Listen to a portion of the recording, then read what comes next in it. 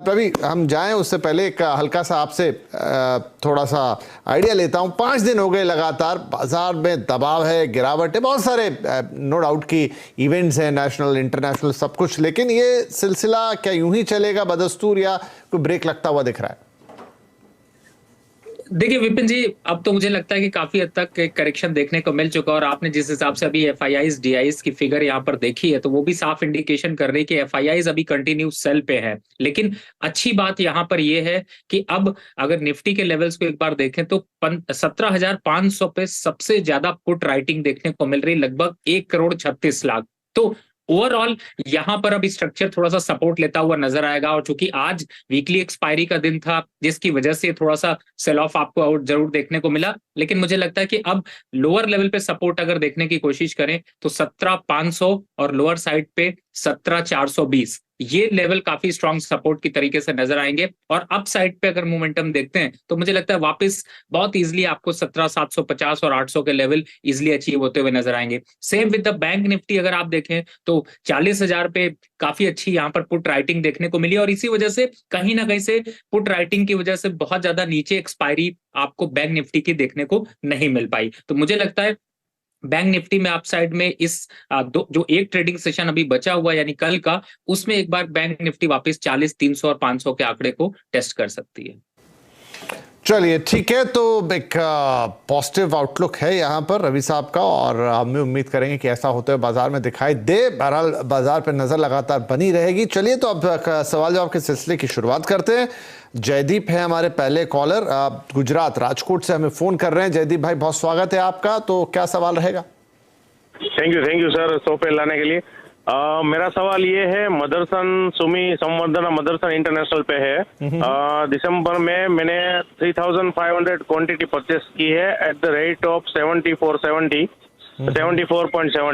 Okay. अभी मदरसन के बारे में व्यू क्या होना चाहिए, कि होल्ड करना चाहिए, सेल करना चाहिए? क्योंकि अभी मुझे तकरीबन 10.5 से 11% के आसपास प्रॉफिट हो रहा है 81-82 के लेवल पे। ओके जी, तो मदरसन के 3500 क्वांटिटी के शेयर और ये यहाँ पर 74 रुपये 70 पैसे। लेकिन आप क्या बता रहे हैं, आपको कितना फायदा हो रहा है? 10.5% के आसपास, 10.5-11% के आसपास। और आपने किस भाव पे लिए थे एक बार मुझे? 74.70। 74.70। थोड़ा मुझे कैलकुलेशन में स्क्रीन पर गड़बड़ लग रहा है। हाँ, लेकिन ये तो प्रॉफिट की बात हुई। एनीवेज, तो रवि क्या करना चाहिए इनको? देखिए अभी प्रॉफिट पे हैं, लगभग इन्हें 9 से 10 रुपए का प्रॉफिट आ रहा है। मुझे ऐसा लगता है कि मार्केट में थोड़ा साइडवेज ट्रेंड है, और अगर जरूरत है इनको तो यहाँ पर थोड़ा सा पार्शियल प्रॉफिट जरूर बुकिंग कर सकते हैं। 3500 शेयर है, इसमें से 1500 शेयर में प्रॉफिट बुक कर सकते हैं। लेकिन इसको अगर देखते हैं तो मुझे लगता है चार्ट स्ट्रक्चर जो है वो थोड़ा सा वीक हुआ है, लेकिन अप साइड टारगेट अभी यहाँ पर मोमेंटम बना रहेगा। 88 से 90 के टारगेट आपको अचीव होते हुए नजर आ सकते हैं। तो विपिन जी, मुझे लगता है प्रॉफिट थोड़ा बढ़ने देना चाहिए, लेकिन अगर जरूरत है तो पार्शियल प्रॉफिट बुक कर सकते हैं। चलिए, तो पहले तो जयदीप भाई बहुत बधाई आपको। और जैसा कह रहे हैं रवि जी की, अगर जरूरत है थोड़ा बहुत पार्शियल प्रॉफिट बुक कर लीजिए, और नहीं है तो बढ़ने दीजिए, 90 तक के स्तर आ सकते हैं। तो कोई जल्दबाजी मत कीजिए, थोड़ा ज्यादा मुनाफा कमाएंगे।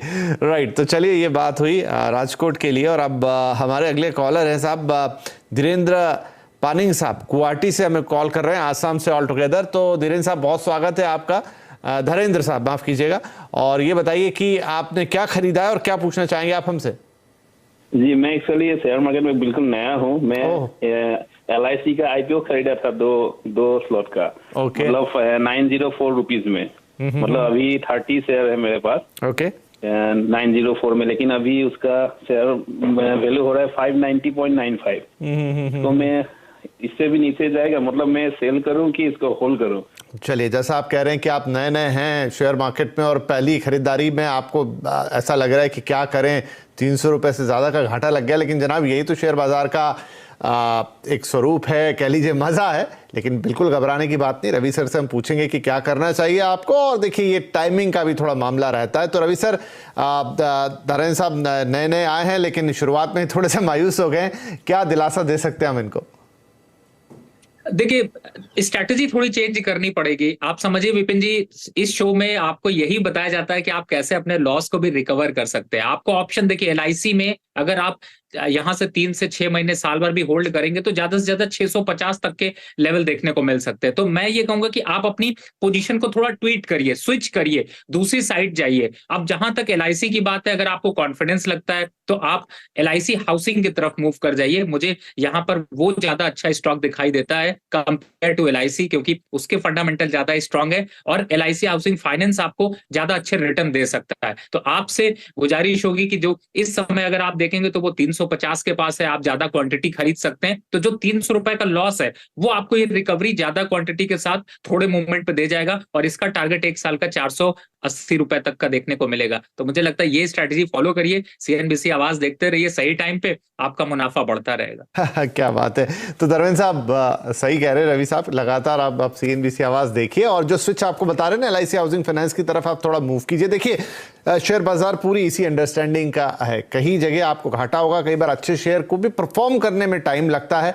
वो टाइम कैसे निकालना है, कब स्विच करना है, ये थोड़ी सी समझ थोड़ी डेवलप करनी पड़ती है और हमारे जानकार लगातार रोज हर दिन आपके लिए आते हैं यहाँ समय निकाल के, और इसीलिए ताकि आपको फायदा ज्यादा हो और किसी भी पोटेंशियल लॉस से आपको बचाया जा सके। तो धर्मेंद्र साहब शुभकामनाएं आगे आपके लिए। अब अगले कॉलर है बीआर अरोड़ा, अमृतसर पंजाब से हमें कॉल कर रहे हैं। अच्छी बात यह कि देश के हर कोने से कॉल आते हैं जी जनाब। अभी अब थोड़ी देर पहले आसाम से तो अब पंजाब पहुंच गए हैं। अरोड़ा साहब बहुत बहुत स्वागत है आपका, और बताइए क्या पूछेंगे। धन्यवाद।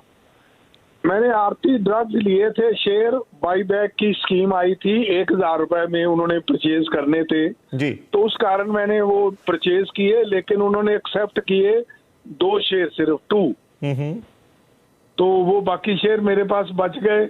अब मुझे क्या करना चाहिए इसको, मतलब अगर कंपनी के बारे में पता लग जाए और अगर अच्छी है तो रखूं, नहीं तो मैं लॉस में निकल जाऊं।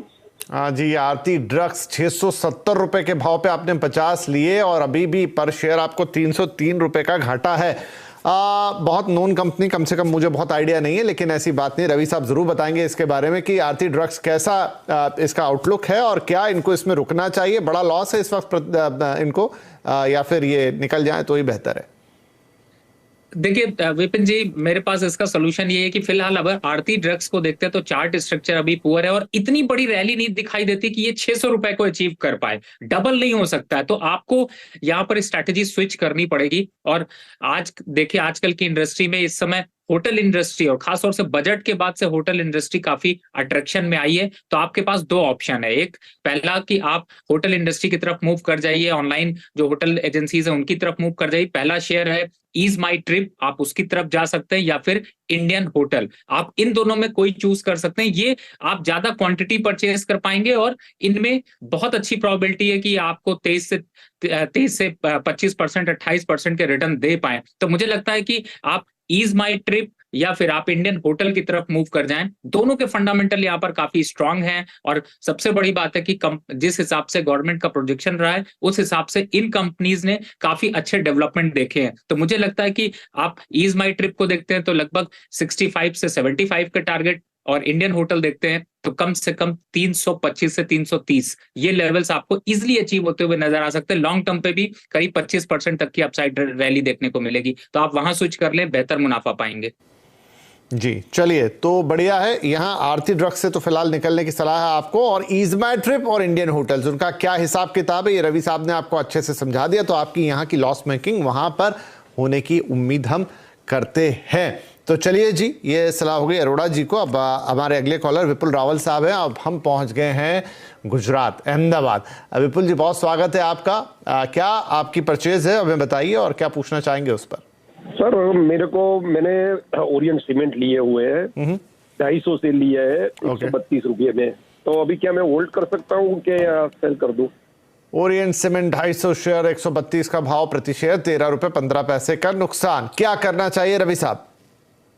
देखिए जल्दबाजी करने की जरूरत नहीं है। सीमेंट इंफ्रास्ट्रक्चर सेक्टर में काफी डेवलपमेंट में बड़ा योगदान है और खासतौर से इसके चार्ट स्ट्रक्चर को देखते हैं तो ये लगभग अपने सपोर्ट पे है। तो मुझे लगता है अगर आप थोड़ी बहुत परचेजिंग और आप कर सकें तो 118 115 के लेवल पे करिए, 112 का स्टॉप लॉस डालिए, वापस से आपको 138 रुपए तक के टारगेट मिलेंगे तो आप प्रॉफिट ज्यादा कमाएंगे और आप जो लॉस है उसको भी रिकवर कर पाएंगे जल्दी। तो मुझे लगता है आपको ये स्ट्रैटेजी फॉलो करनी चाहिए। चलिए, तो थोड़ा सा और यहाँ पर खरीदारी करके एवरेज ऑन करना पड़ेगा ये विपुल साहब आपको, तो आप यहाँ पर ओरिएंट सीमेंट पर आपका जो लॉस है उसे बना पाएंगे और हो सकता है आगे आपको थोड़ा मुनाफा भी दे जाए। तो चलिए, बात हो गई विपुल जी की। डीसी शर्मा साहब अब राजस्थान पहुंच जाते हैं, हमारे साथ हैं फोन लाइन पर। डीसी साहब बहुत नमस्कार, बहुत ही स्वागत है आपका। जिंदल 100 आपके पास है, डिटेल थोड़ा बताएंगे कितने शेयर किस भाव पे आपने लिए? सर 600 शेयर्स हैं at the rate of 152। Okay, ठीक है जी। तो यहाँ पर जिंदल 100 और एक प्रॉफिट है आपको करीब करीब ₹1.5 के आसपास का, लेकिन क्या ये प्रॉफिट आगे बढ़ता हुआ नजर आएगा या फिर इतना ही प्रॉफिट इसमें से ले लेने का वक्त है और कहीं और पैसे डालना है? तो रवि साहब, जिंदल 100 पे क्या राय है?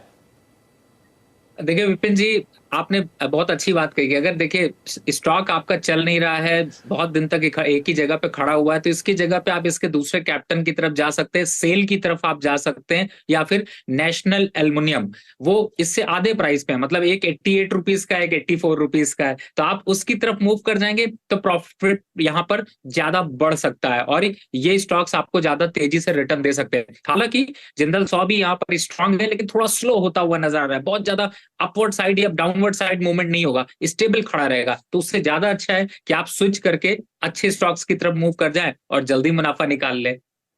जी, चलिए, बढ़िया है। तो ये भी एक स्ट्रेटेजी, और आप अच्छे स्टॉक की तरफ मूव करें, यहाँ से निकले, बढ़िया है, कोई ₹1.5 का आपको फायदा ही हो रहा है और दूसरे स्टॉक में डाले। क्या राय थी वो आपको रवि जी ने बता रहे। तो पवन रोहिला साहब हैं नई दिल्ली से और आपका सवाल होगा अल्ट्राटेक सीमेंट पर। पवन साहब, बहुत स्वागत है आपका, बताइए कितनी खरीदारी है और क्या हिसाब किताब है इस वक्त? 7500 की कॉल स्ट्राइक रेट ली है इसका कॉल।